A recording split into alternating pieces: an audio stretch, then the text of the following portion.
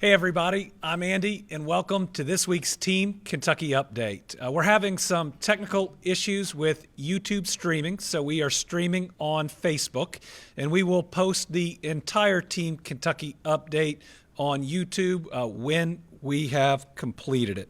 Today, you're not just going to hear from me, we're going to mix it up a little bit. You're going to hear some announcements from others as well. We have a lot of news.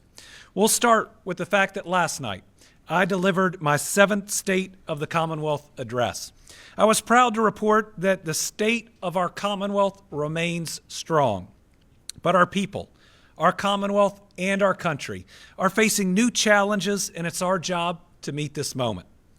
Much of my speech was focused on our responsibility to not leave a broken country to our kids and to our grandkids, and how it's our job to reignite and refuel the American dream, which far too many Americans believe is out of reach. The American dream starts with a job, and I'm proud to say no administration has created more. We more than doubled Kentucky's previous investment record with over $45 billion in new private sector investment since I've become governor. That means we've secured the first, second, third, and fifth biggest years for economic development ever, with last year, 2025, being the second best year for private sector investment. We've also broken our job creation records with 68,000 new jobs and the highest 3-year average for wages we've ever seen. I was proud last night to announce that last year, our average incentivized wage for 2025 was close to $30 an hour. A good job is where the American dream starts, but a home is where it lives. While Kentucky is doing better than most, that home seems out of reach for far too many Americans. We've been ranked as one of the best states in the nation for home affordability, and our unprecedented rebuilding efforts in areas of natural disasters have gotten us recognized not just for building affordable housing, but doing it in eastern and in western Kentucky. The American dream is about living a long, healthy life where you raise your kids and eventually spoil your grandkids. That's why we've continued our efforts to expand health care. We opened the new Norton West Louisville, the first hospital in West Louisville in 150 years. Pikeville Medical Center's new children's hospital and the Appalachian Valley Autism Center have also been opened. We've broken ground on facilities in Lexington, Owensboro, Paducah, Bullock County, Floyd County, and Mason counties. And as of last month, safe, regulated medical cannabis is now available in the Commonwealth. This was also my final budget address. And my proposed investments are focused on being intentional with our policies and priorities to restore the American dream for the next generation and to help push back on the pain that federal policies are causing all over the nation. My budget begins by reinvesting in job creation through $70 million for site development. It has $100 million for large projects to build that last access road or that last bit of infrastructure. And for the first time, a $25 million rural economic development fund to help the areas that have been close but haven't had that big announcement. It also makes a game-changing $150 million investment in the Affordable Housing Trust Fund. This is an existing fund, a program that everyone knows how to use. And it's been around for so long that these private companies can leverage $9 in private sector investment for every $1 in public investment. That means this $150 million investment will yield $1 billion of new housing in the Commonwealth. It's what's required to catch up. If we're only incremental, then we will not help those young couples right now or in the near future. It takes a big, bold investment and then continued reasonable investment as we move forward. My budget also pushes back against the president's big, ugly bill, which is projected to close 35 rural hospitals, fire 20,000 Kentucky healthcare workers, and kick 200,000 Kentuckians off their coverage. Those aren't my numbers. That's the Kentucky Hospital Association's projections. My proposal fully funds Medicaid, provides $100 million to lower the cost of coverage on our health insurance Exchange Connect. It expands help for families of children with special needs. It contains $25 million for nursing loan forgiveness, because the big, ugly bill cuts nursing scholarships at a time when our country and our state are seeing a shortage. My faith tells me that no one should go hungry. So my budget includes $50 million to offset cuts by the Trump administration to SNAP, which is going to kick 114,000 Kentuckians off of food assistance. It also creates a $75 million fund to help at-risk Kentuckians pay their utility bills. The core of the American dream, it's about empowering our kids and our future. I am unapologetically a 100% pro-public education governor. Once again, my administration's doing what's right. We're proposing $159 million for mandatory raises for educators and a way to increase their take-home pay by nearly 7%. But the most important choice this session for our future, for businesses, for our families, and our children is to pass Pre-K for All. Pre-K for All will increase kindergarten readiness, boost parents' earnings by $9,000 a year for 6 straight years, and grow our workforce by 70,000 workers. For every $1 we invest in pre-K, we see $10 cycle through our economy. Restoring the American dream is our sacred duty. While our national politics has been poisoned by division, we've won as one team, Team Kentucky, by finding common ground to move our state not to the right, not to the left, but forward for everyone. This polarized moment in our history, it's not going to last forever. I'm proud that Kentucky is showing a pathway out of the darkness and into the light. So again, to the members of the General Assembly, let's deliver a 2026 filled with prosperity and promise for our Kentucky families. Now I'm going to turn it over to Secretary Ray Perry for an exciting announcement about how we are better protecting our children and our families and our workers against what can be a silent and an odorless killer.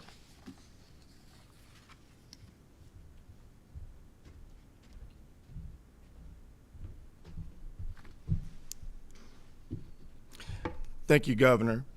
Today, the Public Protection Cabinet is announcing a new statewide initiative focused on keeping Kentuckians safe from carbon monoxide, a colorless, odorless gas that is responsible for hundreds of preventable injuries and deaths each year. This time of year, winter heating systems are working hard and the risk of carbon monoxide poisoning increases. This is especially true with aging buildings. So we're taking proactive steps to protect our people across the state. Team Kentucky, the Public Protection Cabinet, and Housing, Building, and Construction has partnered with local building personnel and the Department of Education to visit our schools throughout the state.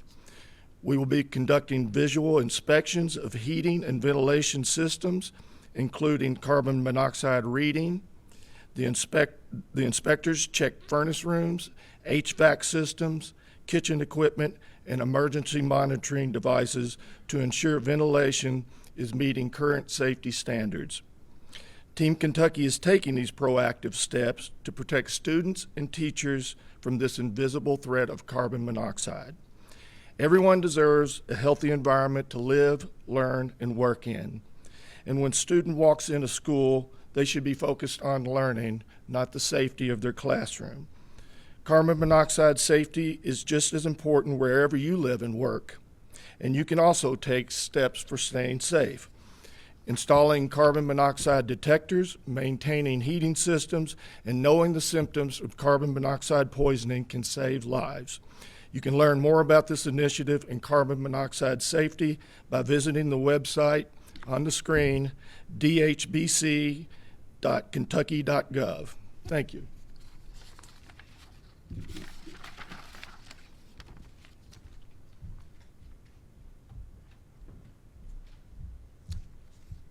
Hi, we have more exciting news. Kentucky is joining the list of states with mobile ID.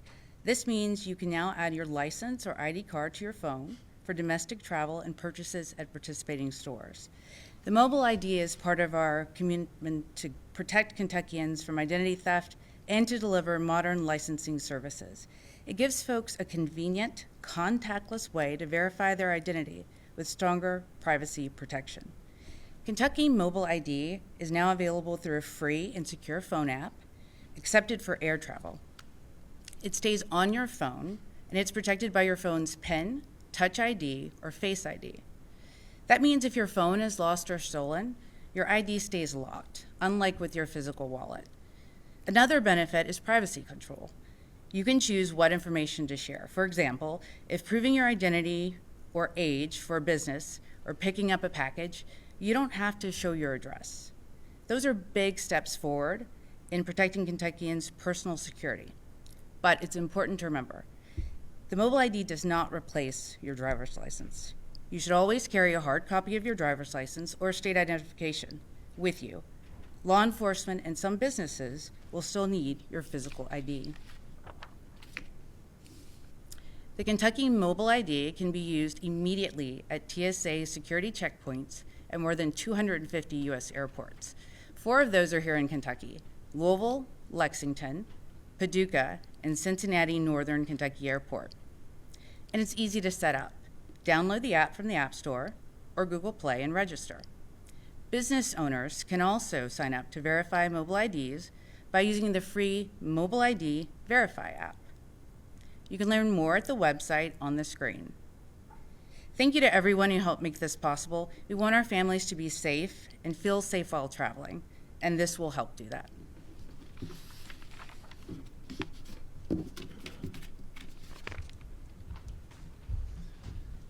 That was Latasha Buckner, my Chief of Staff, providing that update. Now, we also have some more good news when it comes to our efforts to improve licensing for Kentuckians. Each year, KYTC issues more than 1.3 million state credentials across 35 driver's licensing regional offices. It's a big undertaking, and it grew significantly larger this past year. First, new legislation required vision screenings for all license and permit renewals to improve highway safety.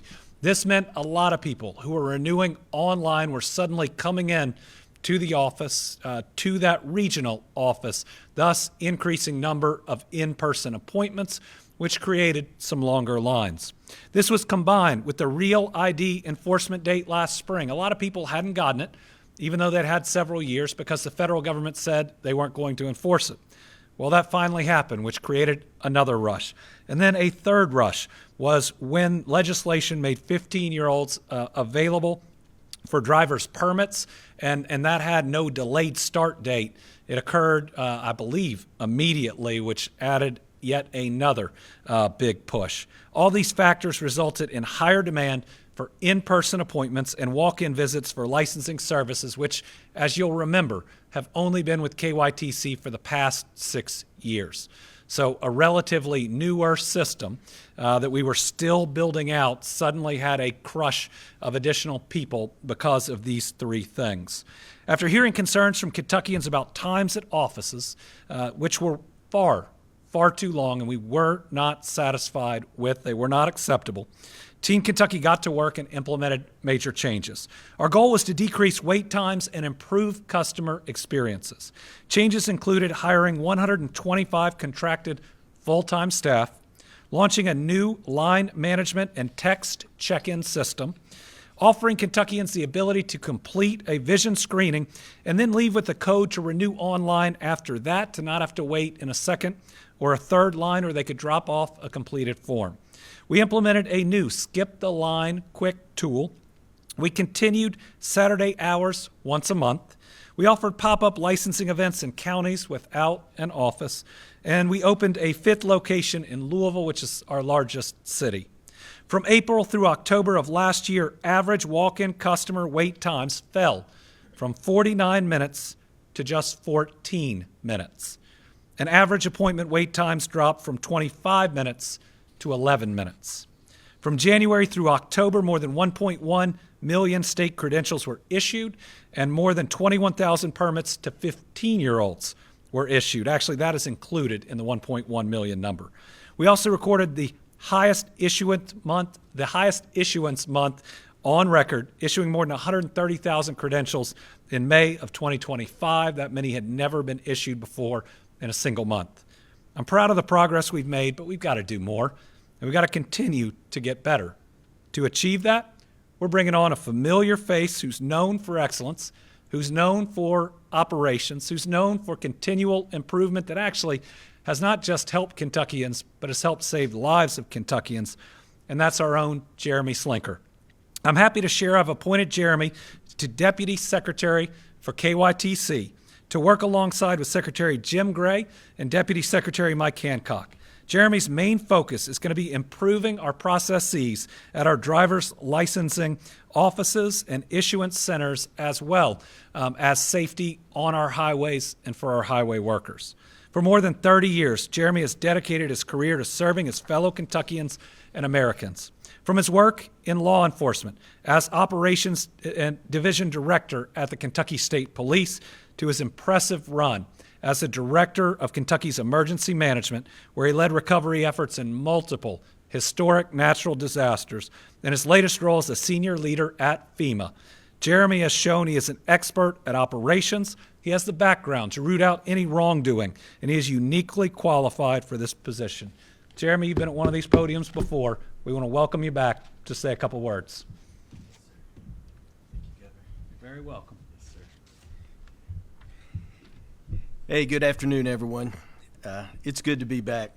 But I'll first say I'm honored and I'm humbled, as always, to continue serving the Commonwealth of Kentucky in this new role.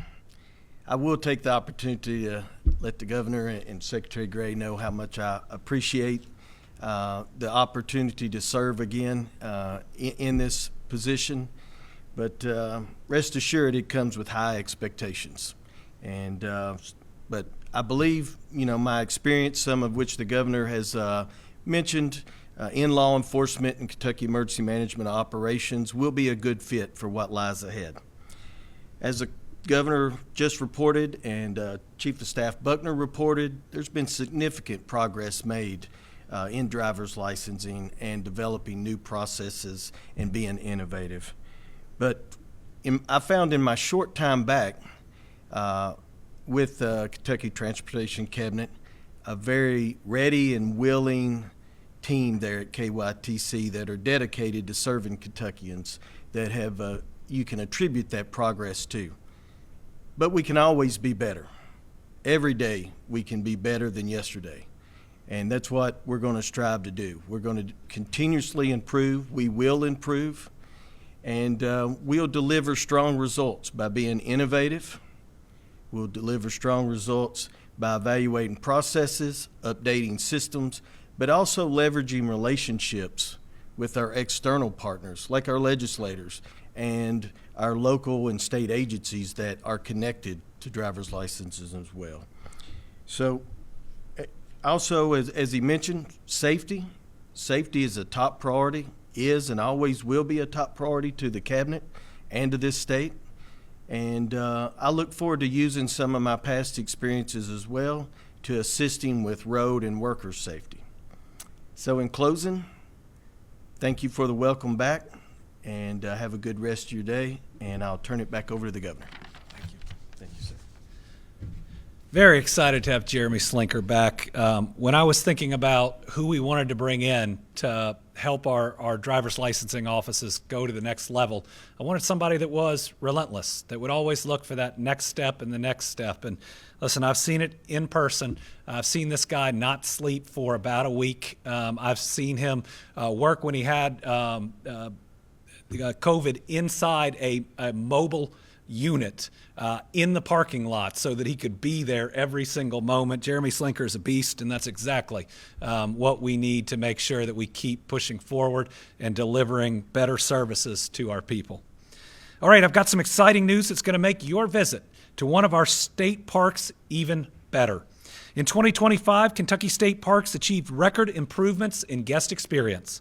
Last year, our parks received nearly 61,000 guest surveys, a 392% increase from 2024. And those surveys showed higher overall guest satisfaction.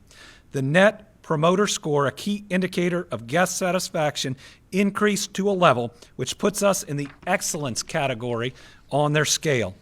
Our state parks have worked really hard over the past few years, investing millions of dollars in renovations and upgrades, some of which will come online this year. Other parts will come online next year.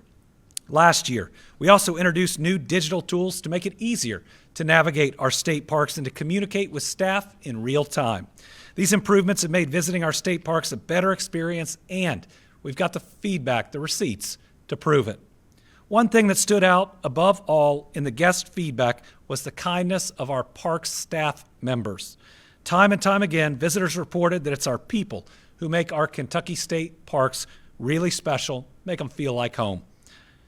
We haven't stopped there. Our state parks have also taken a major step forward in guest and staff safety by installing new security cameras at park front desks and other areas. Installations have been completed at 15 state parks, with work underway at 3 more. These improvements are going to help everyone feel welcome, safe, and cared for while they visit. Thank you to our incredible state parks team for all of your work.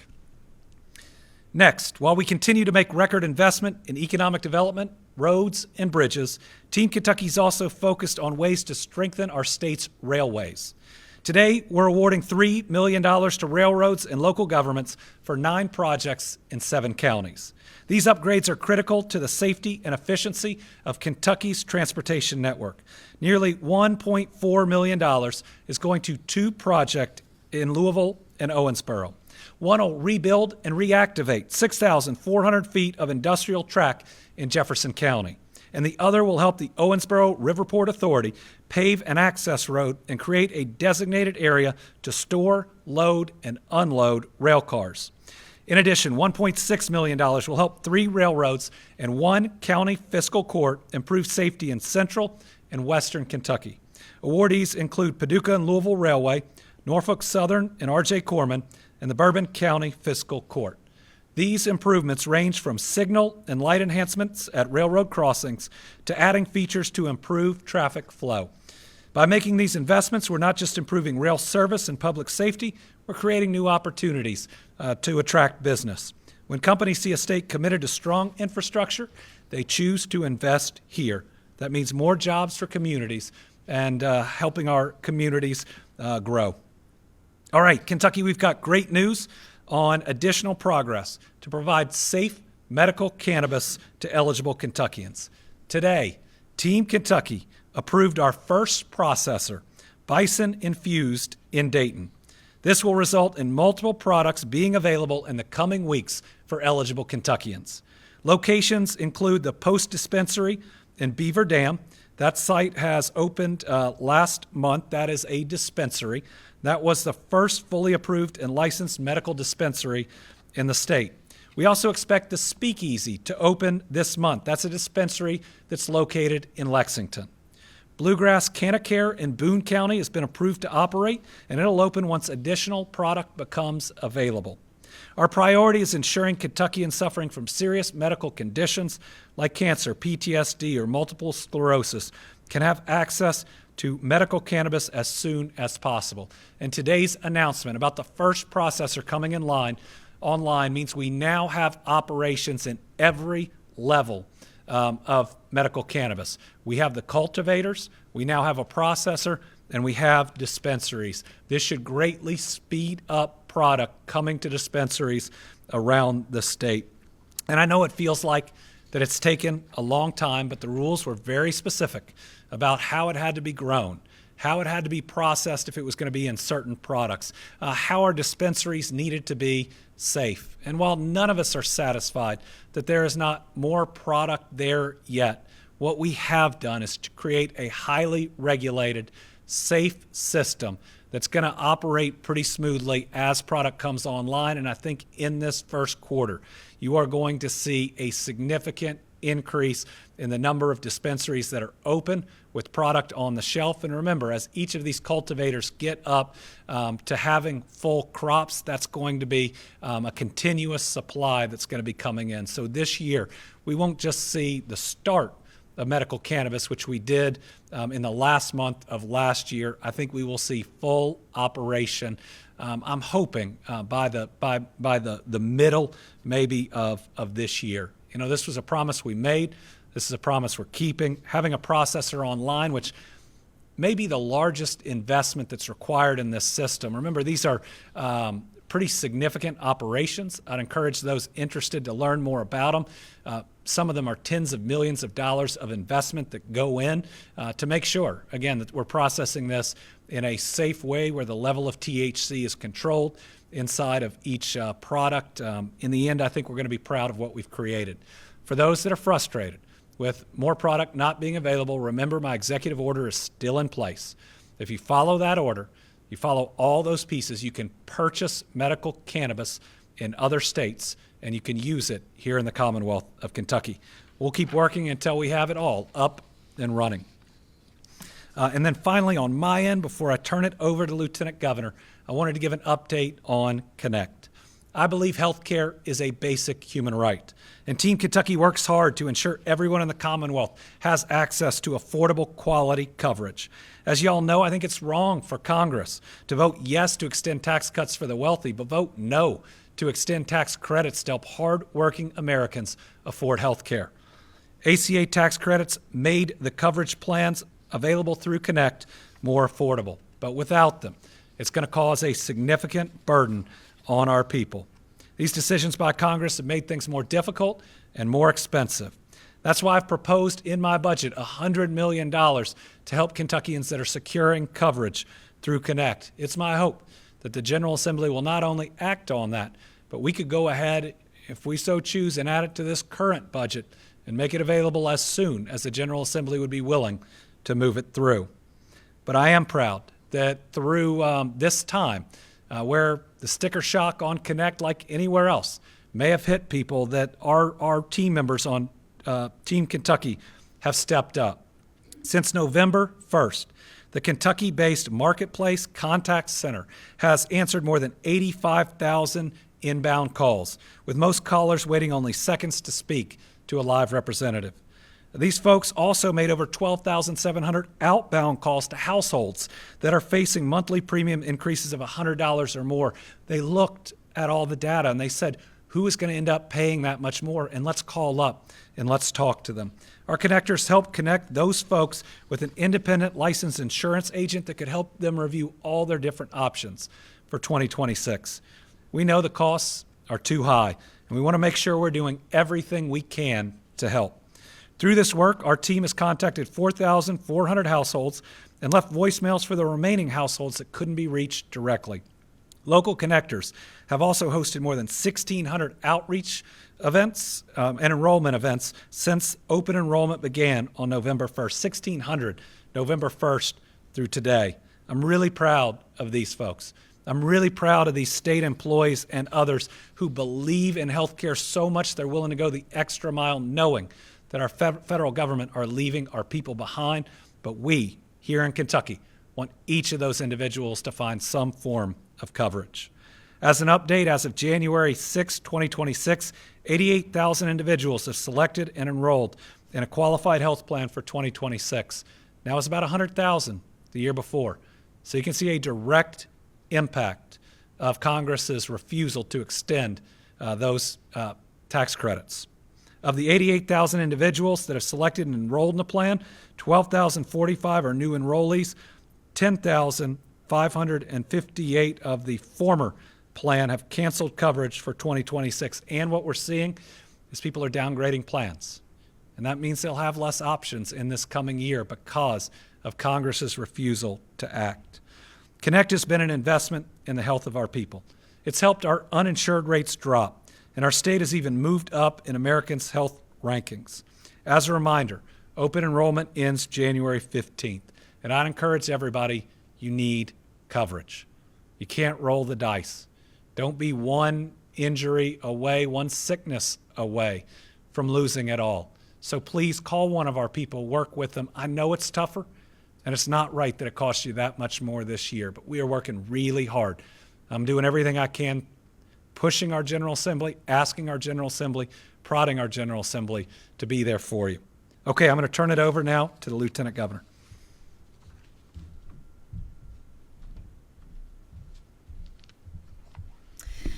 Good afternoon. So as the governor mentioned in his State of the Commonwealth address last night, the American dream is rooted in hope, but it can be extinguished through fear. So public safety is everyone's job. a job where we work together, where we not only make our people safer, but we work to make them feel safer at all times. Too many Kentuckians have faced the trauma of being a victim of violent crime, and that's why we're doing everything we can to increase access to victim services across Kentucky. And today, we're announcing that applications are opening for a grant program that supports victims of crime in the Commonwealth. On Monday, applications will open for $4.8 million for crime victim service providers across Kentucky. Eligible recipients include prosecutors' offices, law enforcement agencies, and nonprofit organizations that offer direct services to victims of crime. This includes folks who have suffered abuse, assault, domestic violence, and human trafficking. We will not stop fighting and working until every Kentuckian is safe from violence. Thank you to all the organizations across Kentucky who do this hard work. I know that it's emotional and difficult, but your effort saves lives. I encourage any eligible organization to apply before the portal closes on February 13th. Let's keep working together to continue building a safer new Kentucky home. And next, I have a quick reminder that we are inviting folks to join us in Louisville at the Kentucky Center Baumhart Theater on Thursday, January 15th at 7 p.m. for a special screening of Rising, the documentary from Team Kentucky that tells the story of strength and resilience of Eastern Kentuckians following the deadly 2022 floods. You can learn more by visiting the link on the screen, rising.ky.gov. And there you'll find event ticket links, more information on the documentary, and information on how you can donate to the Team Kentucky Emergency Relief Fund. And it's also really important to note that all proceeds go directly to disaster survivors from across our Commonwealth. So now I'm going to turn it over to the First Lady, Brittany Beshear.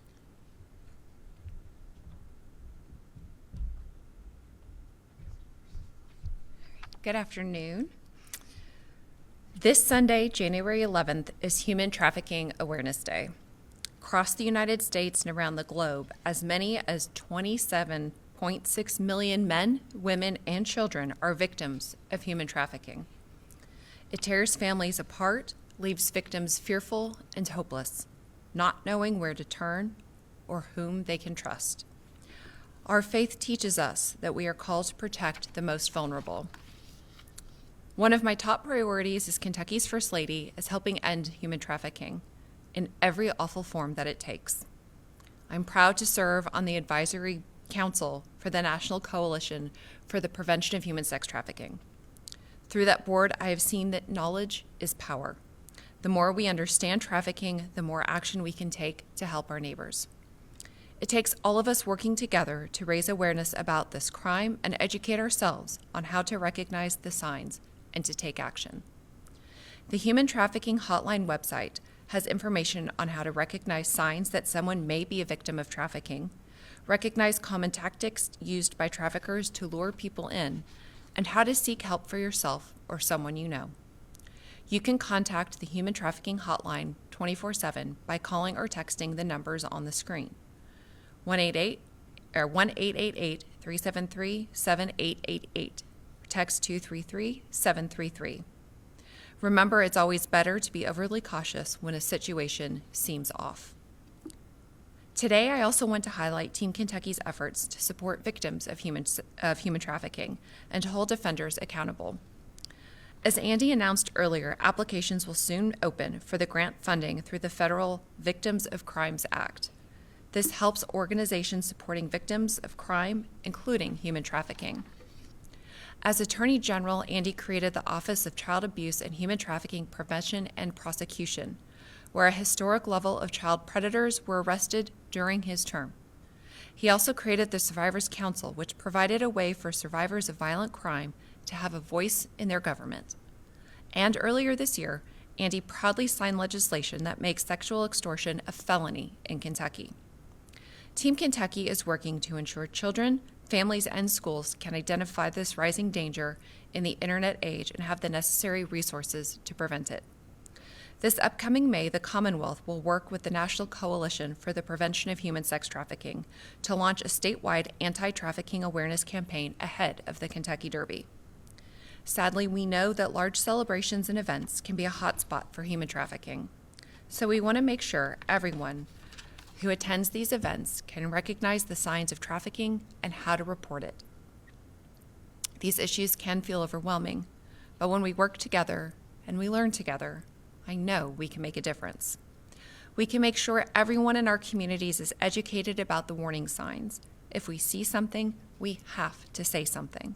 Together, we can stop the stigma and remind people it's okay to ask for help. Together, we can make sure survivors have the resources they need to heal. With that, Andy has officially proclaimed this Sunday, January 11th, as Human Trafficking Awareness Day in the Commonwealth. I also want to talk about the Kentucky Blood Center. They've reported a blood shortage following the holiday season. In particular, type A negative and O negative are in low supply. Each year, Andy and I have hosted multiple blood drives to help spread awareness of the benefits of giving blood. Next month, on February 12th, we're hosting a blood drive here in Frankfort. These donations save lives. Right now, we need Kentuckians to step up and donate.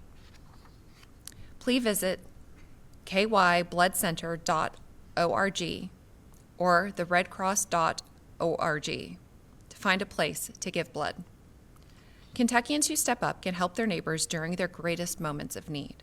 Whether it's a health emergency, cancer treatments, or following a natural disaster like so many of our communities have faced, these donations truly make a difference, and they truly save lives. That's why this week we're recognizing those who roll up their sleeves as this week's Team Kentucky All-Stars. I've been amazed by the kindness of so many stepping up to donate.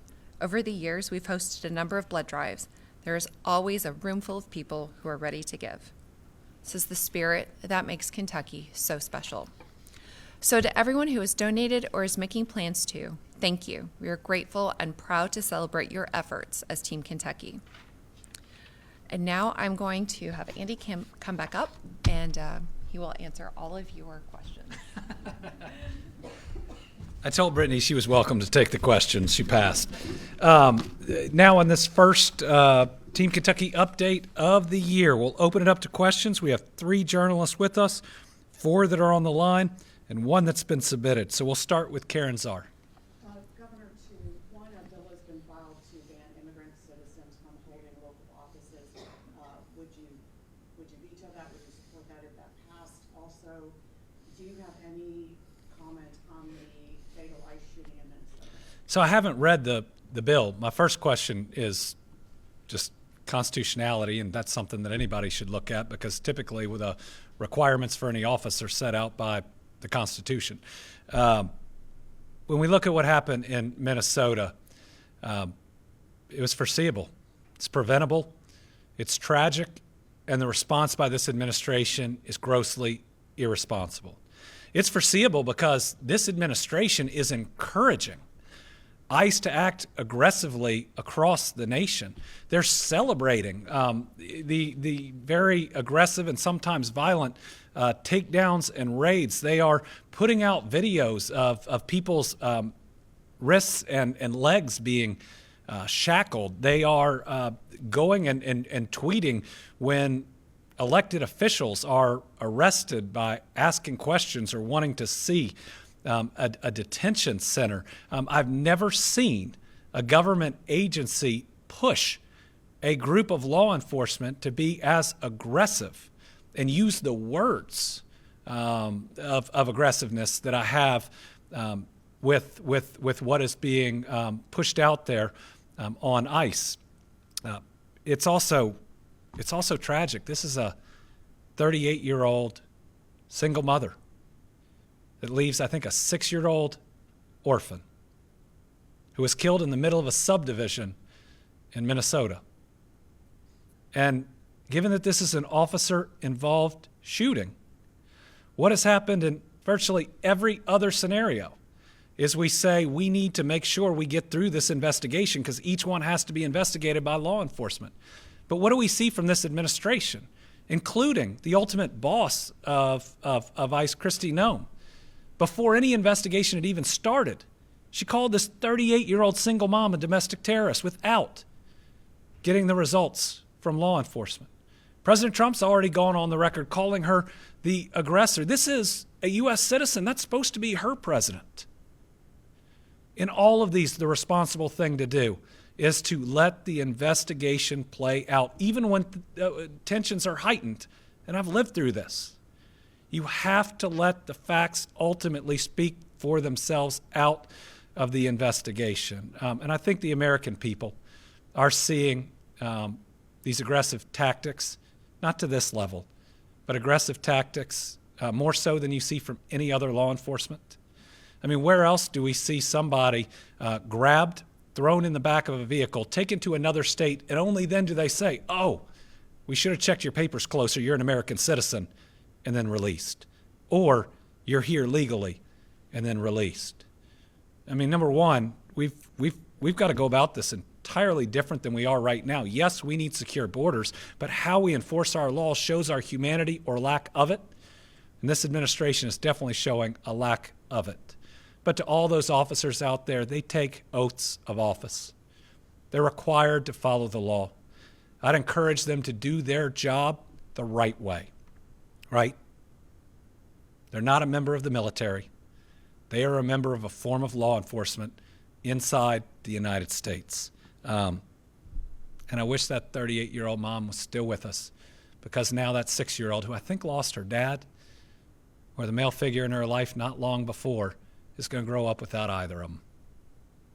All right, McKenna. Thank you, Governor. Yesterday, there was a lawsuit, a class action lawsuit filed in Jefferson Circuit from a Louisville resident who has 3 felony convictions in Indiana. And he's seeking that you restore his voting rights, much like the 2019 executive order. Do you have any reaction to that lawsuit, and have you given further consideration to? Yeah, I haven't seen it. This is the first time I've heard about it.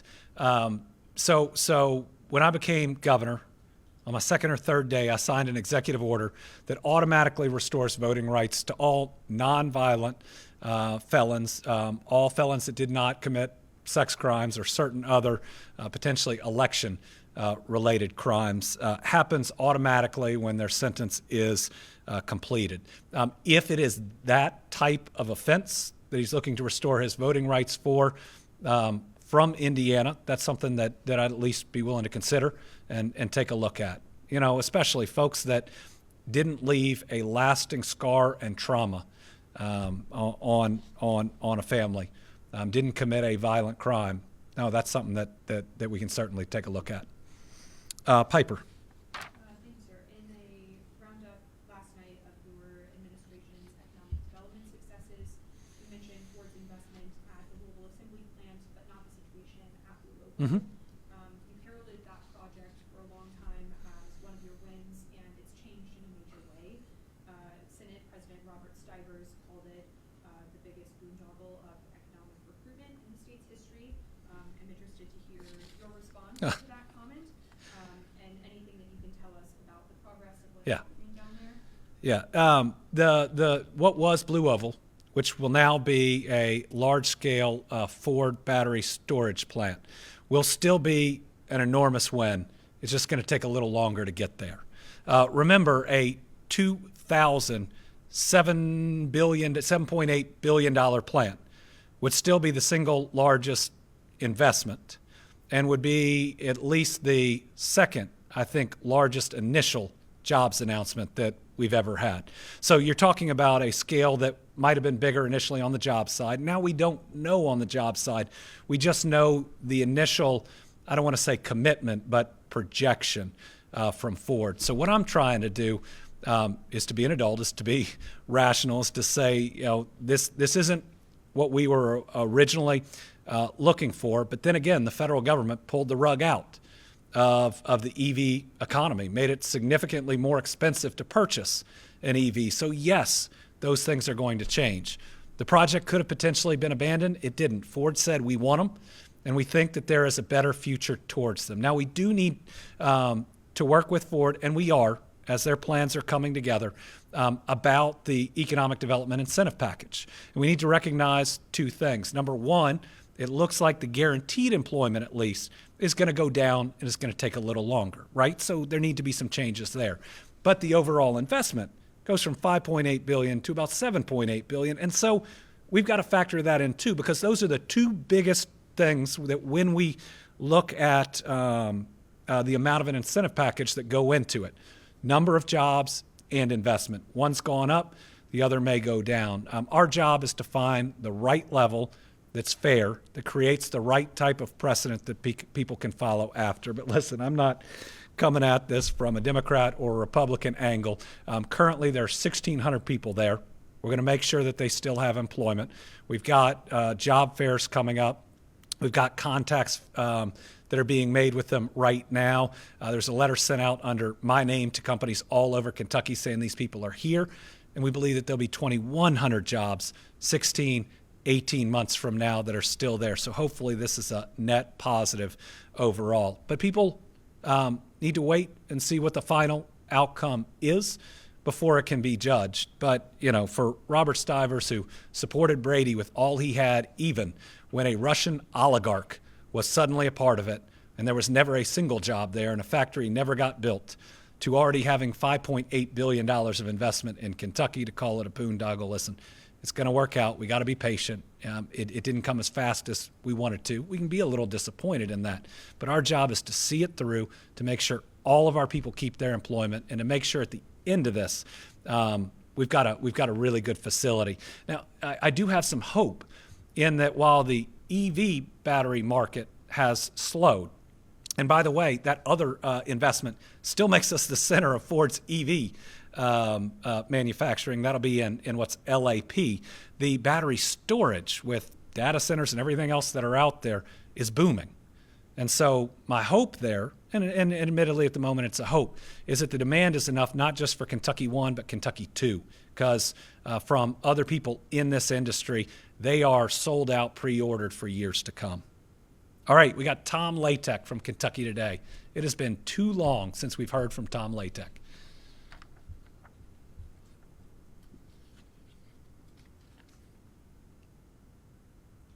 And Tom has forgotten how to use his phone.